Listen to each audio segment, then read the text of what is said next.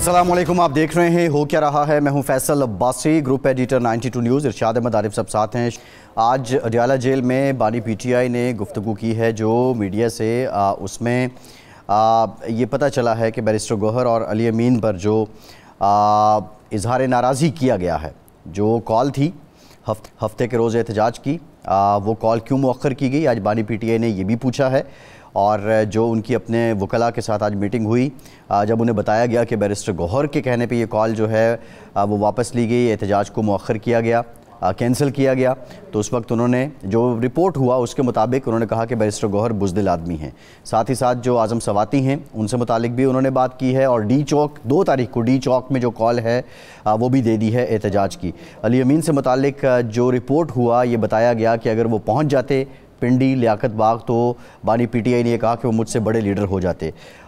इस सारी गुफ्तगू के रिपोर्ट होने के बाद जो तर्जुमान हैं पाकिस्तान तहरीक इंसाफ के शेख वकास अकरम, उन्होंने इसकी तरदीद की है। उन्होंने कहा कि ऐसी कोई बात सामने नहीं आई है। लेकिन शेख वकास अकरम भी वो शख्सियत हैं जिन पे उनकी पार्टी के लोग ये तनकीद कर रहे हैं, ये सवाल उठा रहे हैं कि एहतजाज वाले दिन वो कहाँ थे। बहरहाल ये क्या चल रहा है, क्या वाक़तन एहतजाज ने वो तासुर नहीं कायम किया जिसकी तवक्को की जा रही थी, और बानी पीटीआई अब इस पर बरम हैं तो अगला लाहे अमल क्या होगा, ये बुनियादी सवाल हैं। आज के प्रोग्राम में इनके जवाब जानने की कोशिश करेंगे। दूसरी जानिब मौलाना फजल रहमान ने जो आइनी तरमीम पर बात की है और कहा कि जो मौजूदा पार्लियामान है वो जाली है, उसके पास आइनी तरमीम का मैंडेट नहीं है।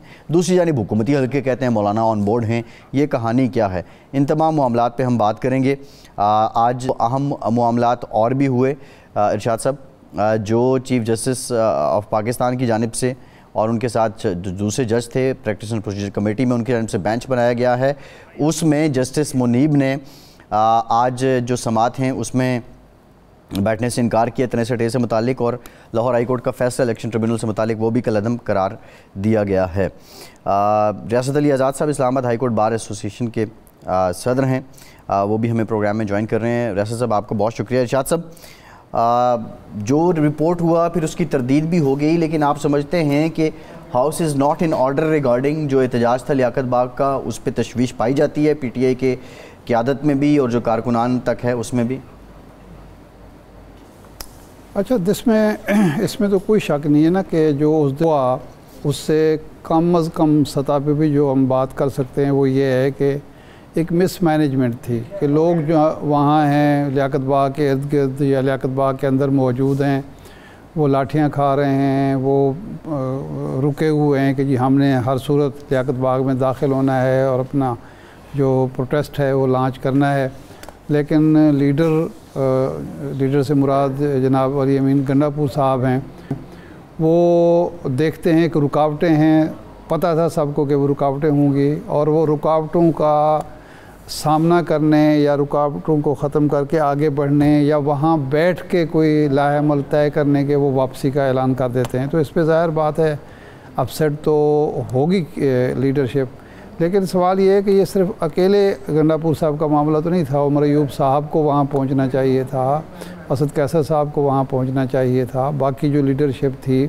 तो वहाँ जो लोग मौजूद थे वो जो बड़े कद काट के लोग हैं उनकी कम तादाद मौजूद थी। तो इस पर अगर बानी पीटीआई ने कोई इज़हार नाराज़गी किया है, अब मालूम नहीं किया है नहीं किया, हमें तो सोशल मीडिया से पता चल रहा है कि जनाब वहाँ इज़हार नाराज़गी हुआ है। ज़ाहिर चंद लोग ही उनको मिल सकते हैं।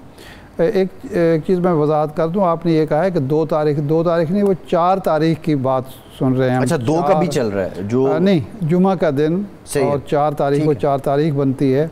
और ये भी बड़ी हैरान कुन बात है कि 4 तारीख को आपने डी चौक जमा होना है अगर, तो 5 तारीख को मीनार पाकिस्तान का भी आपने ऐलान किया हुआ है। और ये अजीब व गरीब कन्फ्यूजन है। मलेशियन वज़ीर-ए-आज़म भी आ रहे हैं 2 से 4 को। हाँ, वो मलेशियन वज़ीर-ए-आज़म भी आ रहे हैं, तो ये कोई अजीब व गरीब मामला है। लेकिन ये ज़ाहिर बात है कि जो लीडर हमारे पास आएंगे पीटीआई के, उनसे हम वजाहत तलब करेंगे, उन्हीं से पूछेंगे। सही है। इस वक्त जो इशू है रियासत अली आज़ाद साहब से पूछने का वो ये क्या है, वो ये है कि आज की जो समात हुई 63A के हवाले से बेंच बना, और वो बेंच उस फैसले पर बना है जिसके आथर जनाब जस्टिस मुनीब अख्तर साहब हैं। वो उस बेंच का हिस्सा हैं लेकिन वो शरीक नहीं हुए। उनका एतराज़ ये है कि ये बेंच की तश्कील ही गलत है। बेंच बनाने का अख्तियार जो है वो चीफ़ जस्टिस के पास है और उसके बाद सीनियर मोस्ट जज के पास है, और तीसरे रुकन जो हैं पहले जो कानून मौजूद था उसके मुताबिक मुनीब अख्तर साहब हैं। लेकिन अगर दूसरा प्रैक्टिस एंड प्रोसीजर बिल मान भी लिया जाए और अगर मुनीब अख्तर साहब मान चुके हैं तो उन तीसरे मेंबर का तो इंतखाब वो ख़ुद कर सकते हैं सिलेक्शन चीफ जस्टिस साहब। क्या सीनियर जज की अदम मौजूदगी में वो 2 रुकनी जो कमेटी है वो क्या नया बेंच तश्कील दे सकती है? और अगर नया बेंच बनता है और उसमें मुनीब अख्तर साहब शरीक नहीं होते तो उस बेंच की क्या कानूनी पोजीशन होगी? रियासत साहब ये हमें ज़रा थोड़ा सा इस पे ब्रीफ़ करें, फिर आगे चलते हैं।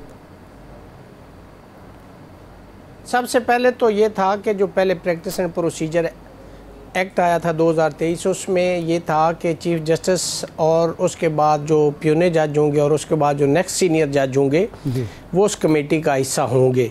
तो ये था कि वो तीनों जजेस साहबान की जो कमेटी है वो बेंच कॉन्स्टिट्यूट करेंगे।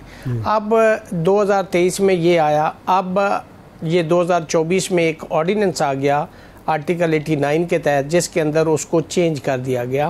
पहले तो मैं इस पे अर्ज़ करूं कि जो ये ऑर्डिनेंस आया है ये काजी साहब खुद फरमाया करते थे चीफ साहब कि ये ऑर्डिनेंस की जो फैक्ट्री है इसको बंद होना चाहिए। तो एमरजेंसी अगर मुल्क के अंदर हो, ऐसे सर्कमस्टांसेस हो जिसके लिए लेजिस्लेशन रिक्वायर्ड हो तो फिर ऑर्डिनेंस जारी किया जाता है when the parliament is not in session.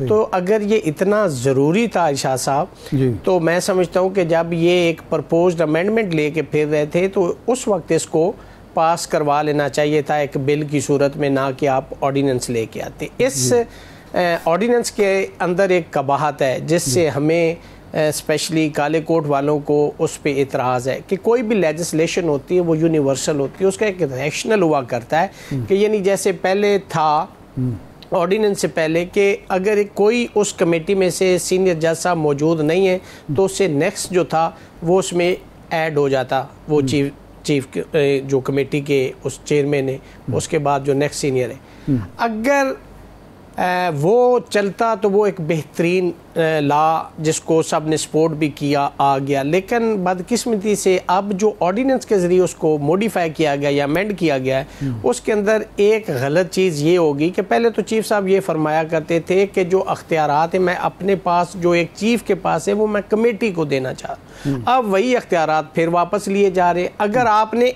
उसी तरह से वापस चीफ जस्टिस साहब को अख्तियार देने तो फिर प्रैक्टिस एंड प्रोसीजर एक्ट जो आया था इसको रिपील कर देना चाहिए था। उसके अंदर जो कबात है वो ये है कि आपने चीफ जस्टिस को फिर से एक डिस्क्रिशन दे दी है जिसमें से जस्टिस मुनीब साहब जो सीनियर थे उस कमेटी में आपने उनको फारग कर दिया है और एक अपने मर्जी से जज को ऐड कर दिया, इसलिए कि अगर मुनीब साहब होते हैं तो चीफ साहब की जो मेजॉरिटी उस कमेटी के अंदर वो नहीं रहती। अब उस मेजॉरिटी को मेंटेन रखने के लिए चूंकि जो 63 आर्टिकल 63A का है केस चल रहा है जो रिव्यू पेंडिंग है, मैं समझता हूँ कि ये सारी चीज़ें उसके लिए ये की जा रही हैं जो कि मैं समझता हूँ कि एक मेला फाइडी पे मबनी ये लॉ बनाया गया है।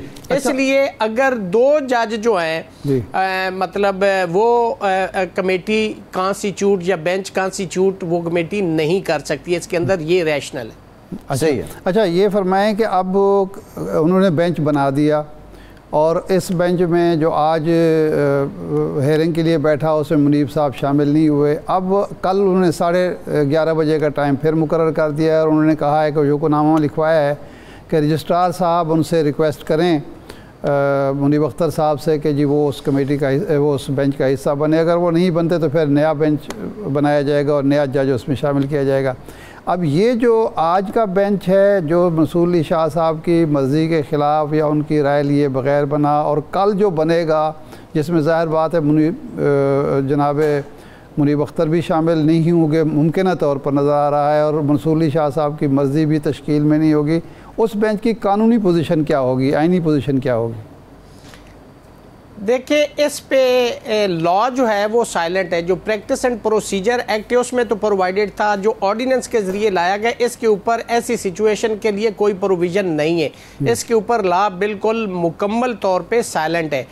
चूँकि जो स्पेसिफिक प्रोविजन है उसको सामने रखा जाए तो उसके बाद चूँकि लॉ साइलेंट है, अगर कोई चीफ जस्टिस ऐसा बेंच बनाते हैं तो मैं समझता हूँ कि उसकी कोई कानूनी हैसियत नहीं होगी। चूँकि लॉ तो वो है जो प्रिवेल करता है, जो आपके सामने बुक की सूरत में, एक्ट की सूरत में आपके सामने है, उसके मुताबिक अगर कॉन्स्टिट्यूट होता है तो वो एज पर लॉ है। अगर उससे बियॉन्ड जाता है तो वो जो बेंच की कॉन्स्टिट्यूशन है वो एज पर कॉन्स्टिट्यूशन या एज पर लॉ नहीं होगी।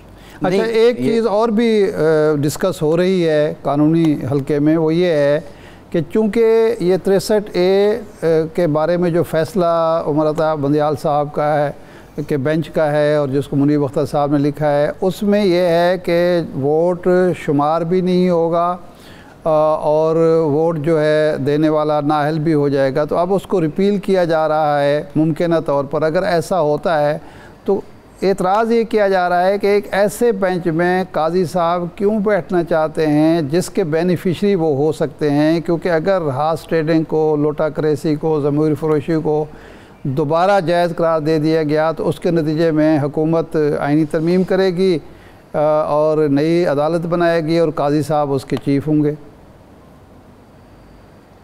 बिल्कुल दुरुस्त फरमाया आपने इरशाद साहब। इसमें बड़ी इम्पोर्टेंट बात यह है कि देखें, जो रवायात होती हैं पार्लिमानी, वो हमेशा अच्छी रवायात को फॉलो किया जाता है। आप इस मुल्क और कौम को क्या दिखाने के लिए जा रहे हैं कि हम लोटा क्रेसी को, छांगा मांगा की सियासत को दोबारा से जिंदा करने जा रहे हैं? हम क्या एक मवेशी मंडी लगाने के लिए जा रहे हैं जिसके अंदर आप MNAs की खरीदो फरोख्त करेंगे? आप मुल्क को, कौम को क्या दिखाने के लिए जा रहे हैं? 2 साल हो गए हैं 63A को, आज आपको उसका रिव्यू याद आ गया इसलिए कि आपके पास 2/3 मेजॉरिटी नहीं, आप कॉन्स्टिट्यूशन को अमेंड करने के लिए जा रहे हैं और आप आर्टिकल 17 को भी अमेंड करने के लिए जा रहे हैं। आर्टिकल 199 जो रिट जुरिस्डिक्शन है, article 9 liberty of person and security of person, life and liberty, 184(3) को ख़त्म करने के लिए जा रहे हैं। आप जजेस की तैनाती का तरीक़ेकार बदलने के लिए जा रहे हैं। आप एक सुप्रीम कोर्ट बनाने के लिए जा रहे हैं जिसका नाम होगा federal constitutional court of Pakistan होगा। ये सुप्रीम कोर्ट सिर्फ रह जाएगी, ये एक फैमिली, एक दीवानी अदालत रह जाएगी। आप इस सुप्रीम कोर्ट को, जिसका आर्टिकल 189 के तहत जजमेंट बाइंडिंग है तमाम इदारों पे, तमाम कोर्ट्स के ऊपर, आप उसको रिडेनेट करने के लिए जा रहे हैं। तो मैं तो समझता हूँ कि ये बिल्कुल गलत है और इस कोर्ट के अंदर जो नई बनाने के लिए जा रहे हैं उसमें जजेस की तैनाती जो है वो वजीर आजम लगाएंगे। हमने तो कुफर टूटा खुदा खुदा करके हमने जान छुड़वाई थी कि इंडिपेंडेंस ऑफ जुडिशरी हो, जुडिशल कमीशन आपने बनाया। इससे पहले आपने प्राइम मिनिस्टर और chief justice concern with consultation जजेस लगाते थे, वो तजर्बा आपने नहीं समझा मुनासिब, आपने ख़त्म कर दिया। आपने आर्टिकल 175A इंसर्ट कर दिया कॉन्स्टिट्यूशन के अंदर, जो एक बेहतरीन इस वक्त अपॉइंटमेंट का तरीक़ाकार है। अगर चीफ जस्टिस तमाम हाई कोर्ट्स में भी जजेस लगाते हैं, उन्हें क्या पता लाहौर में कौन अच्छा वकील है, सिंध में, पंजाब में, KP में, बलोचिस्तान में, तो वो कैसे जजेस की तैनाती होगी? और जो कॉन्स्टिट्यूशनल कोर्ट बनाने के लिए जा रहे हैं इरशाद साहब, उसमें सिर्फ 187 केसेस हैं और नीचे डिस्ट्रिक्ट कोर्ट में अगर आप जुडिशल रिफॉर्म लाना चाह रहे हैं तो 25 से 30 लाख पेंडिंग है केसेस। इस्लामाबाद हाई कोर्ट में 16,500 केसेस पेंडिंग है। अगर आप for the welfare of the general public आप लेजिस्लेशन करने के लिए जा रहे हैं तो मैं समझता हूं कि जिस कोर्ट के अंदर वजीर आजम तैनाती करेंगे, हमने तो कहा था कि अदलिया रियासत साहब बात ये है अलग कर दी गई है बाय विर्चू ऑफ जजमेंट अल जिहाद trust versus federation of Pakistan, supreme court की जजमेंट है, आप उसके भी अगेंस्ट जा रहे हैं। आप ट्राइकॉटमी ऑफ अच्छा रियासत साहब, अब मसला ये है पावर का जो प्रिंसिपल कॉन्स्टिट्यूशन में उसके भी अगेंस्ट जा रहे हैं। आपने अभी गुफ्तगू की है, पहले ये बातें आई लेकिन अभी तक कोई मुसव्वदा तो सामने नहीं आया कि जिस पे बात हो। एक बात, दूसरी बात ये है कि जो आपने जजेस के तरीक़ेकार की बात की है, बिलावल साहब ने आज भी उस पर बात की है। उन्होंने कहा कि ये तरीक़ेकार बदलना चाहिए ताकि जो कॉम्पिटेंस है, कैपेबिलिटी है, एबिलिटी है, ज़्यादा बेहतर लोग भी आ सकें। तीसरी जो आप बात ये कर रहे हैं कि एक सिर्फ 187 केसेस हैं जो कॉन्स्टिट्यूशनल मैटर्स हैं, अनफॉर्चुनेटली आप नहीं समझते कि पिछले चंद सालों से ये जो आइनी मामलात हैं, इनकी वजह से ये जो बैकलॉग बढ़ रहा है, इतना ज़्यादा हो रहा है, ये मोस्टली केसेस इनकी नज़र हो जाते हैं। मीडिया की ज़ीनत भी ये बनते हैं, टिकर्स की ज़ीनत भी ये बनते हैं, रुनमाई की वजह भी ये बनते हैं, जिसकी वजह से आम लोगों को इंसाफ डिले हो रहा है। अगर आपकी नीयत ये है फैसल कि आप लोगों को इंसाफ देना चाह रहे हैं, तो उसका एक बड़ा अच्छा तरीका है कि जैसे फेडरल शरीयत कोर्ट के फैसले के खिलाफ सुप्रीम कोर्ट में शरीयत एपलेट बेंच बना दिया गया है। आप एक कॉन्स्टिट्यूशनल मैटर को डील करने के लिए एक बेंच डेजिग्नेट कर दें। आप क्यों इतनी बड़ी एक नई अदालत इस मुल्क के गवर्नमेंट के एक्सचक्कर के ऊपर एक बोझ बनाने के लिए जा रहे हैं, जुडिशल स्ट्रक्चर चेंज करने के लिए जा रहे हैं, सिर्फ इसलिए कि वहाँ पे आप अपनी मर्जी के तहत, जैसे आर्टिकल 17 है, आपने किसी पॉलिटिकल पार्टी को अगर बैन करना है, जो मौजूदा लॉ है उसमें है कि जी उसका रेफरेंस बनाया जाएगा और सुप्रीम कोर्ट भेजा जाएगा, फिर उसको बाय वर्चू ऑफ एविडेंस अगर वहाँ सपोर्ट होगी तो वो अप ऐड होगा, अगर नहीं होगा तो वो टर्न डाउन कर देगी। अब आप उसको ख़त्म करके जो आर्टिकल 17 सब आर्टिकल 2 है ख़त्म कर रहे हैं कि बाय हुक कर करो किसी भी पॉलिटिकल पार्टी को आप बैन कर दें, उसके बाद रेफरेंस वाली बात निकाल देंगे, तो ये मेलाफाइडी है फैसल। ये कोई in the interest of nation नहीं है। एक मुत्तफिका आइन को आप, मैं समझता हूँ, माजरत के साथ दरियाब बुर्द करने के लिए जा रहे हैं। ये मुत्तफिका आइन एक पूरा प्रोविंस इसको अपोज कर रहा है, वकला इसको अपोज कर रहे हैं, तो आप इतनी सेंसिटिव जो फेडरेशन की अलामत है उसको क्यों छेड़ने के लिए जा रहे हैं? अगर आपकी नीयत है कि लोगों को इंसाफ मिले तो एक बेंच बना दे, 187 केसेस खत्म हो जाएंगे, तो उसके बाद वो कॉन्स्टिट्यूशनल कोर्ट और क्या करेगी काम? मुझे इस पे आप बता दें। रियासत साहब, आज बिलावल साहब ने आज पीपल्स लॉयर फोरम से कोयटा में खिताब किया, इससे पहले वो इस्लामाबाद भी कर चुके, सिंध हाईकोर्ट बार के इवेंट से भी खिताब कर चुके। आपका जो वकला का जो आपका नुक्ता नज़र है, आपके बाकी लोग तकसीम क्यों हैं? आप लोग यकजा क्यों नहीं हैं? वकला तहरीक की बात हुई, एक आपने कन्वेंशन किया, उसके बाद वो मामला भी ठुस हो गया। अगर ये मामला इतना संगीन है, हुकूमत के मौक़िफ़ की तायद नहीं की जा सकती, तो वकीलों में इत्तफाक क्यों नहीं है? देखिए Faisal, Sindh high court, Balochistan high court, Islamabad high court, Lahore high court के जो सदूर हैं वो एक पेज पे हैं। इसमें एक जो आपको डिफरेंस ऑफ ओपिनियन नज़र आता है या उस तरह से यूनानिमिटी आपको नज़र नहीं आती, उसकी रीज़न एक है कि देखें जो वकला तहरीक चली थी वो मुशर्रफ एक डिक्टेटर था, उसके खिलाफ चली थी। यहाँ पे तो पॉलिटिकल गवर्नमेंट है, पॉलिटिकल डिवीज़न है, और फिर कुछ वकला साहिबान इस वक्त गवर्नमेंट के अंदर बेनिफिशरी हैं। तो ये चीज़ नहीं है कि वकला जो अपोजिशन में है वो भी इस पे बात कर रहे हैं, जो इंडिपेंडेंट लॉयर्स हैं वो भी बात कर रहे हैं। मेरा किसी पॉलिटिकल पार्टी से ताल्लुक नहीं, लेकिन मेरा इसलिए इस पे डिफरेंस ऑफ ओपिनियन है कि हम इस मुल्क के लिए सोचते हैं, इस कौम के लिए सोचते हैं। हम ये नहीं है कि आज इक़्तिदार में बैठे तो जो मर्जी लेजिस्लेशन करवा लें, कल अपोजिशन में होगा तो यही चीज़ उनके घाटे फिट होगी। 1 साल पहले आपने सिर्फ एक अमेंडमेंट की, वो आज आपने ऑर्डिनेंस के जरिए बदल दिए प्रैक्टिस एंड प्रोसीजर को। तो अगर आप इतना बड़ा कॉन्स्टिट्यूशन को इंटायरली चेंज कर रहे हैं तो ये आपकी कितना अरसा सस्टेन करेगी, इस पे आपको सोचने की, हुकूमत को सोचने की ज़रूरत है। अच्छा, एक और सवाल जो मौलाना फजल रहमान साहब ने कल उठाया है कि जी इस पार्लियामेंट का तो मैंडेट ही मशकूक है और ये पार्लियामेंट जाली पार्लियामेंट है हमारे नुक्ते नज़र से, तो इसको तो बिल्कुल ही हक नहीं है आइनी तरमीम करने का। तो आप इस नुक्ते नज़र से मुत्तफ़िक हैं कि मौजूदा पार्लियामेंट को हक ही हासिल नहीं है, या ये हक आप पार्लियामेंट का तस्लीम करते हैं कि वो आइन में 2/3 अक्सरियत से तरमीम कर सकती है?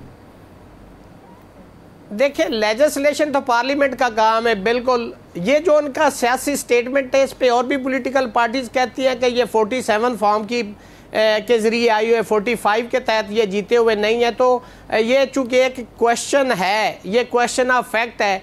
अगर आइदर वे ये ट्रिब्यूनल में ये डिसाइड हो जाता है और पता चलता है ये अमेंडमेंट कर देते हैं और कल को कुछ फैसले ऐसे आ जाते हैं, तो इस अमेंडमेंट की हैसियत क्या होगी? ये in the light of amendment में बात कर रहा हूँ, इन द लाइट ऑफ जो नज़ीर होगी, जो जजमेंट आएंगी या हमारा लॉ प्रिवेल करता है, उसकी रोशनी में फिर इसकी क्या हैसियत रह जाएगी?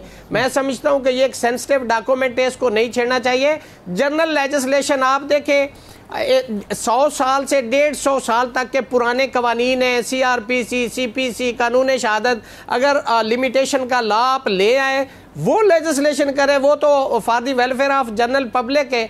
ये जो आप करने जा रहे हैं तो ये तो सिर्फ आपकी जाती वो उसके लिए और कुछ लोगों को पर्सन ओरिएंटेड लेजिस्लेशन करके इंडिविजुअल को फायदा देने और उसका अपना इंटरेस्ट वॉच करने के लिए और सिक्योर करने के लिए कर रहे हैं, जिसको हम ये कहते हैं कि ये सारी जो इस वक्त हो रही है अमेंडमेंट हो रही है, that is on the ground of वेला फाइडी है, that is not on the ground of बोना फाइडी। अच्छा रियासत साहब, इसमें ये जो एक मुजव्वज़ा मुसविदा आया था उसमें इस्लामाबाद हाई कोर्ट के जजेस की रोटेशन की बात भी आई थी। मुझे याद पड़ता है कि साकिब निसार साहब के दौर में आप ही ये मुकदमा लेके सुप्रीम कोर्ट गए थे, तो तब क्या फ़र्क था? उस वक्त रोटेशन की क्यों इस्तदा थी और अब रोटेशन अगर होती है तो उसमें मसला क्या है? हमने उस वक्त फैसल बिल्कुल, मैं प्रेसिडेंट था डिस्ट्रिक्ट बार एसोसिएशन का 2018 में, हमने डिस्ट्रिक्ट कोर्ट की रोटेशन की बात की थी कि जैसे पंजाब से जजेस पहले भी आज भी आ रहे हैं, वो उसको क्या कहते हैं डेपुटेशन में, तो इस तरह से हमने एक कहा था कि कुछ ऐसी हो जाए कि चूंकि एक जगह पे रहने से ये मामला हो सकता है। तो हाई कोर्ट का तो हमने नहीं कहा था, चूंकि हाई कोर्ट तो एक अपनी जगह पे इंडिपेंडेंट, एक उसकी अपनी इंडिपेंडेंस ऑफ जुडिशरी का प्रिंसिपल भी है, और हाई कोर्ट जो भी है चारों सूबों की वो अपनी एडमिनिस्ट्रेशन, उनकी एक अपनी ऑटोनॉमी है। अगर एक हाई कोर्ट से दूसरी हाई कोर्ट में या आगे उनकी ट्रांसफ़र पोस्टिंग होती है, जो आर्टिकल 200 है 1973 का, उसके अंदर है विद कंसेंट, अब उस कंसेंट को अगर ख़त्म करते हैं तो मैं समझता हूँ कि वो उस हाई कोर्ट की अपनी आज़ादी, उसकी ऑटोनॉमी, उस पे क्वेश्चन होगा और ये पॉसिबल नहीं हो सकता। आप अदलिया का वो प्रिंसिपल जिसके लिए हमने 2007 से 2009 तक जंग भी लड़ी थी, आज़ाद अदलिया के लिए, चूँकि आज़ाद मंश अदलिया ही इस मुल्क के अंदर रूल ऑफ लॉ कायम कर सकती है और रूल ऑफ लॉ ही कायम होगा तो मुल्क और कौम तरक्की करेगी। जी ठीक ठीक, बहुत शुक्रिया रियासत अली आज़ाद साहब, आपके वक्त का आप हमारे साथ मौजूद थे। के बाद वापस आते हैं।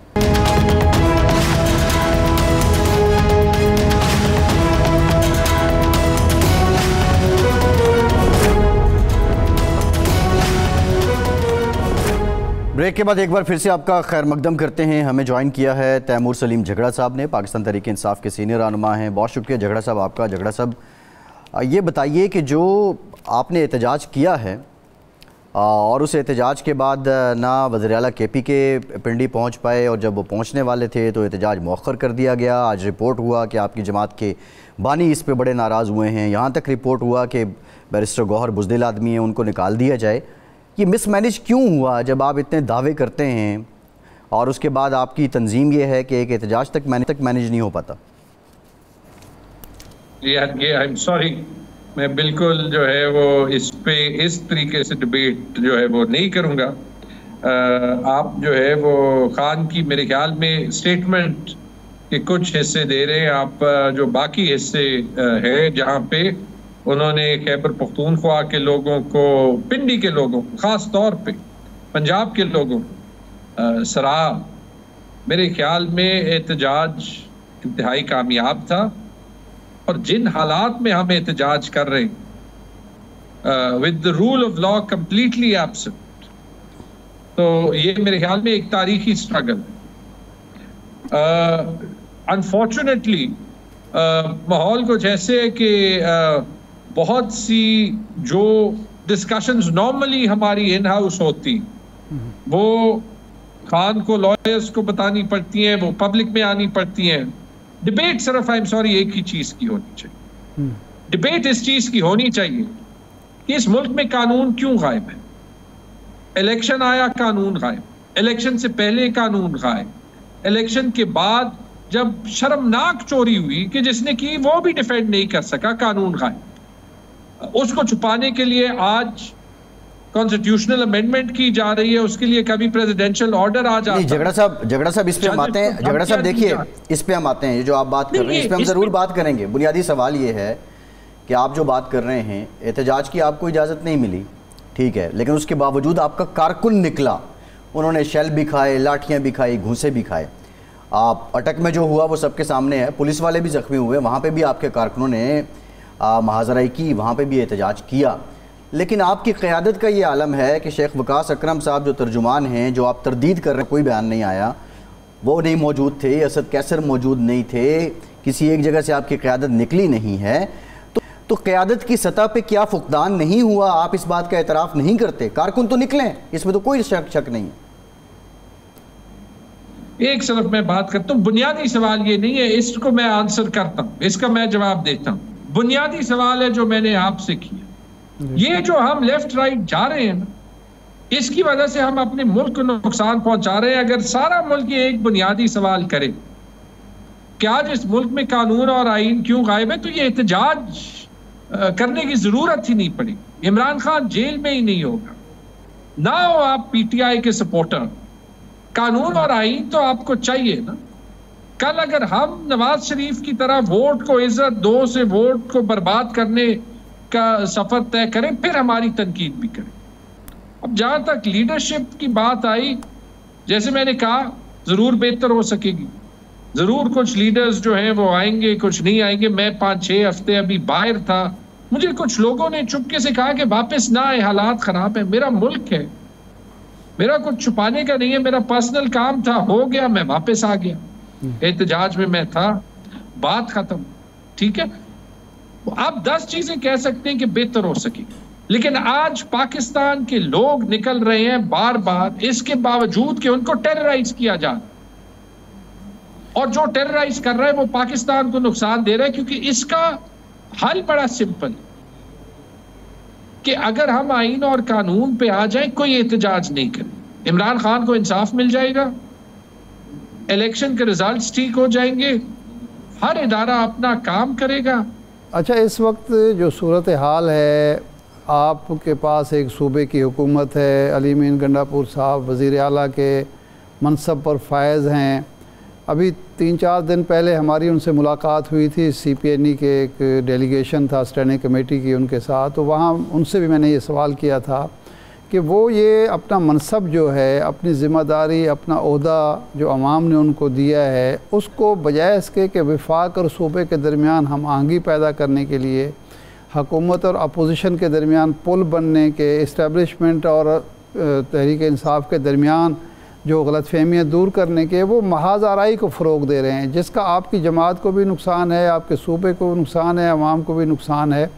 तो आप ये समझते हैं कि ये महाज आराई का नतीजा क्या निकलेगा, कहाँ तक जाएगी और इससे आपको फ़ायदा क्या होगा? महाज आराई का नतीजा कभी अच्छा नहीं निकलता जी। लेकिन माजरत के साथ महाज आराई हुकूमत यानी वफाकी हुकूमत कर रही है। अच्छा। आपने पुल बनने की बात की, मेरे ख्याल में तो अली अमीन ने बहुत से स्टेप्स लिए, शायद कुछ मुझे भी पसंद ना हो, पुल बनने की खातिर। अच्छा, ठीक है, उन्होंने वो स्टेप्स लिए, लेकिन मेरे ख्याल में, मेरी असेसमेंट है, जवाब नहीं आता जी। महाज आराई बार बार वफाक से हो रही है। आज भी अगर आप गवर्नेंस के लिहाज से भी देख लें, एक तरफ आप देख लें KP की हुकूमत ने हर मदद की कि KP की हुकूमत IMF के डील साइन करने में रुकावट ना पड़े।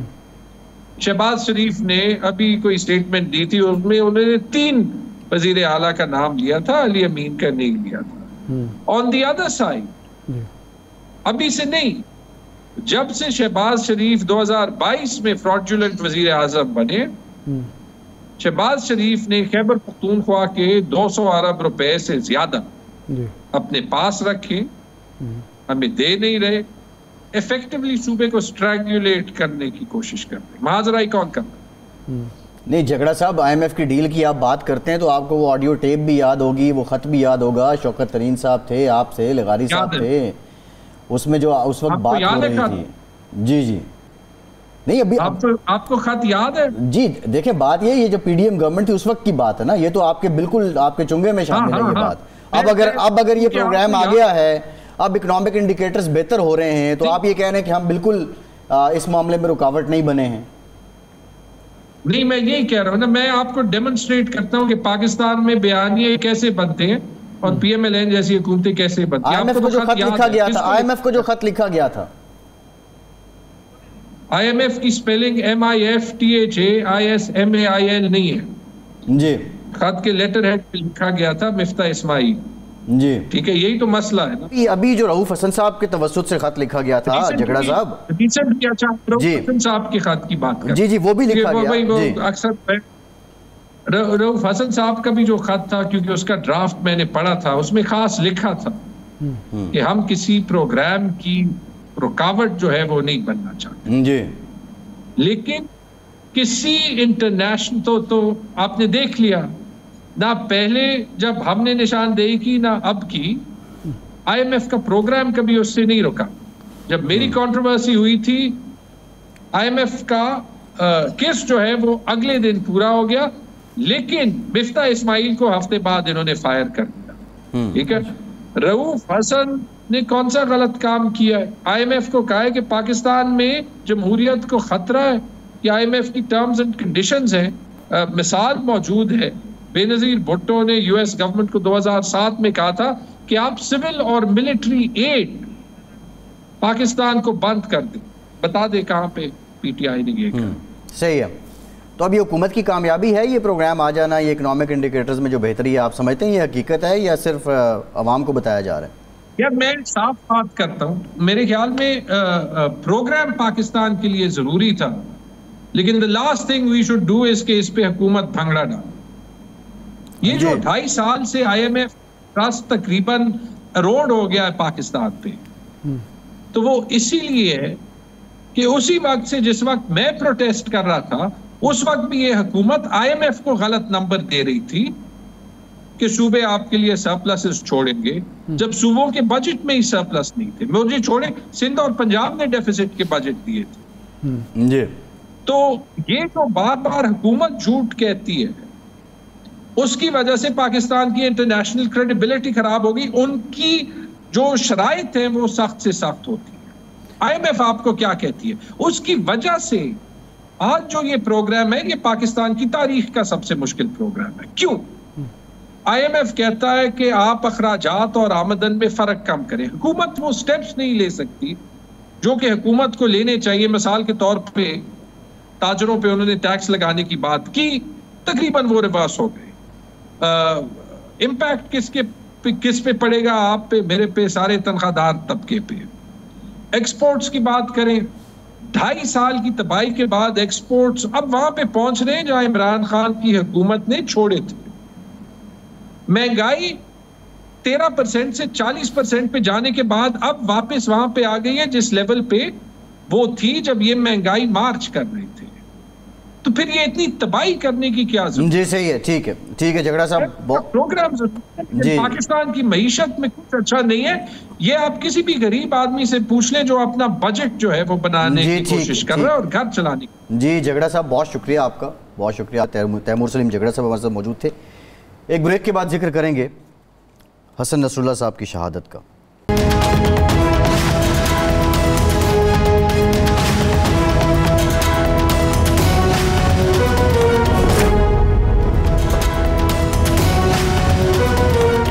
ब्रेक के बाद एक बार फिर से आपका खैर मकदम करते हैं। इरशाद साहब, हिजबुल्लाह के सेक्रेटरी जनरल हसन नसरुल्लाह शहीद हो गए और ज़िंदगी उन्होंने यकीनी तौर पे एक कॉज की खातिर गुजारी, एक मुजाहिद के तौर पे ज़िंदगी गुजारी।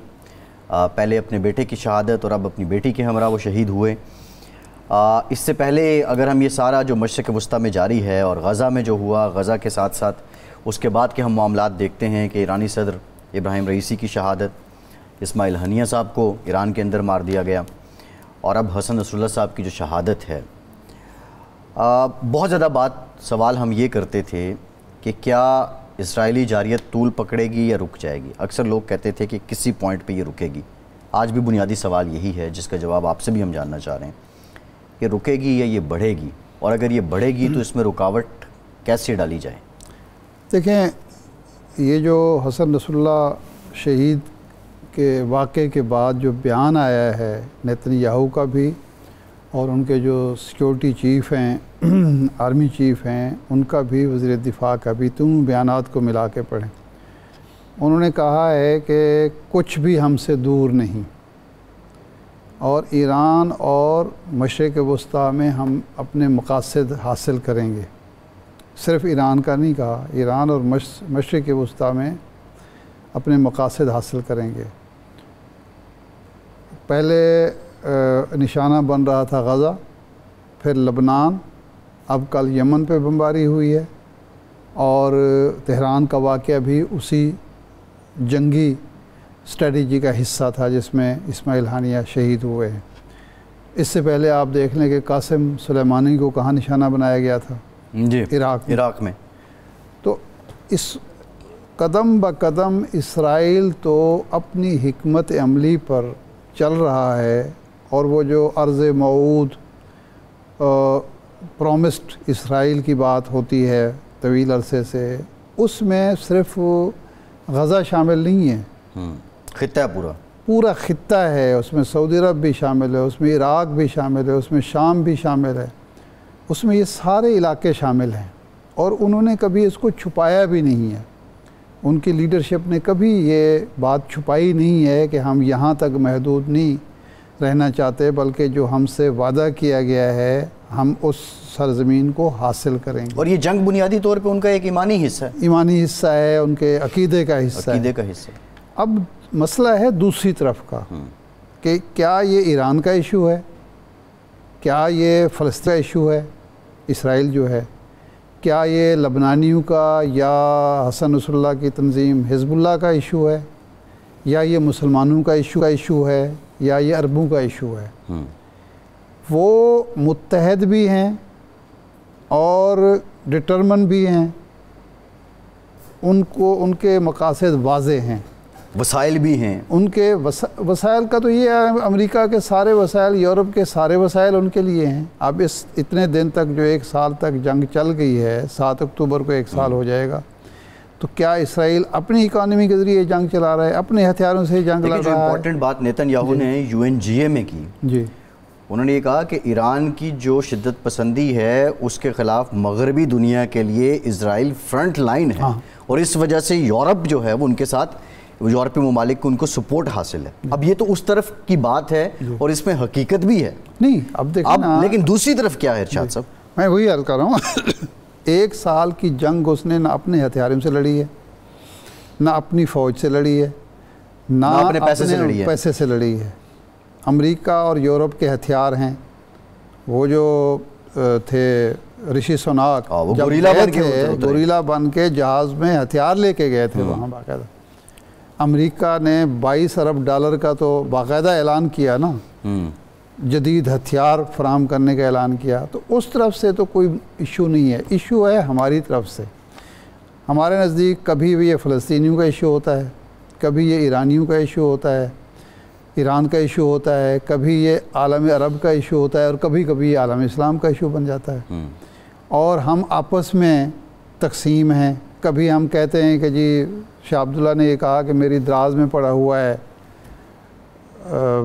इसराइल के साथ सुलह का मुआहदा। अभी भी देखें ना, बाइडन ने ये कहा, उससे पहले उसके अलावा जो उनके वज़ीर ब्लिंकन हैं, वज़ीर ख़ारजा, उन्होंने ये कहा कि नए सदर के हल्फ उठाने से पहले इसराइल को तस्लीम कर लिया जाएगा। यानी ये दावा किया ना बाकायदा। ट्रंप के दौर में जो कुछ होता रहा वो भी हमारे सामने है।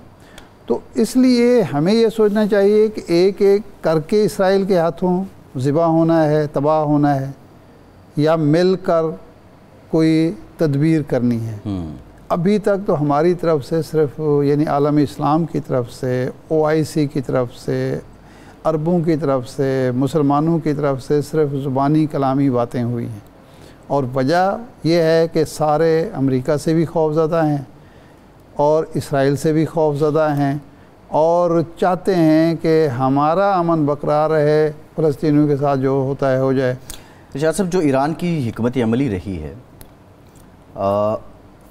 आप समझते हैं कि ईरान कहीं मिसकैलकुलेट कर गया सिचुएशन को, या ईरान जो है वो ग्राउंड रियलिटी से हटके उसने दावे कर दिए थे? नहीं, ये तो देखिए साफ नज़र आ रहा है कि ईरान ने इस सारे मामले में कम से कम ये बात की जा सकती है कि वो हौसला नहीं दिखाया या वो कुछ नहीं किया जो जिसकी तवक्को फ़लस्तीनी या हिज़्बुल्लाह कर रहे होंगे। देखें, कासिम सुलेमानी का वाक़या हज़म कर लिया, इस्माइल हानिया का इतना बड़ा वाक़या हुआ, उसका अभी तक तो जवाब नहीं दिया। अब रूस का ये कहना है कि ईरान एक ज़िम्मेदार रियासत के तौर पर बिहेव कर रहा है, लेकिन इसराइल उसका एहतराम नहीं कर रहा। ये बात ठीक होगी, लेकिन सवाल ये है कि इस ज़िम्मेदाराना किरदार या इस ज़िम्मेदाराना अमल का फ़ायदा क्या हो रहा है? देखिए लबनान तो तबाह हो रहा है। एक जो क्रिटिसिज्म ईरान या तो जवाबन ये है कि चीन, ईरान, रूस, तुर्की जो भी ममालिक हैं वो कम अज़ कम अमेरिका को इस बात पे तो कायल करें कि जंग अगर इतना बड़ा सानेहा भी ईरान ने सह के, रूसी अल्फाज में इस्तेमाल कर रहा हूँ, रूसी तर्जमान के, कि उसने ज़िम्मेदाराना तर्ज़ अमल अख्तियार किया है, तो उस तर्ज़ अमल का जवाब क्या मिल रहा है? कम अज़ कम जंग बंदी हो जाती, कम अज़ कम मज़ीद हमले ना होते, कम अज़ कम हसन नसरुल्लाह को निशाना ना बनाया जाता, कम अज़ कम ये जो इसराइली क़यादत है ये ऐलान कर देती कि जी हम आइंदा किसी को निशाना नहीं बनाएंगे। अब तो वो कह रहे हैं मज़ीद निशाने बनाएंगे, और इसी वजह से आयतुल्लाह ख़ामनेई को उन्हें महफूज मकाम पर मुंतकिल करना पड़ा है। मसला ये है कि तुर्की का आपने जिक्र किया, वो ख़ुद को मिडल पावर कहते हैं, लेकिन क्या उनकी कोशिशें उस तरह नहीं हैं जिस तरह होनी चाहिए? अगर हैं तो फिर वो क्यों उनके मेरा ख्याल है कि अमेरिका ने इसराइल से ये कह दिया है कि जो मकासद आप हासिल करना चाहते हैं इस जंग से हासिल कर लें, उसके बाद देखा जाएगा। जी ठीक है इरशाद साहब, प्रोग्राम का टाइम ख़त्म हो गया, बहुत शुक्रिया आपका, आज के अपने इजाज़त दीजिए।